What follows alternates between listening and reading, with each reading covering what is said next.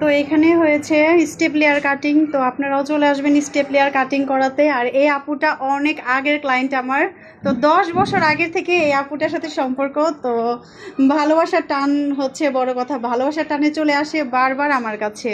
তো আপনাদের কাছে কেমন লাগতেছে এই হেয়ার কাটটা অবশ্যই কমেন্ট করে জানাবেন। আর এই হেয়ারটা সেট করা হয়নি, তার জন্য একটু এরকম এলোমেলো লাগছে, কারণ সেট করার সময় পাইতেছি না। দেখেন আমার ছোট্ট পার্লার, ছোট্ট স্পেস, আর এত কাজ চলতেছে।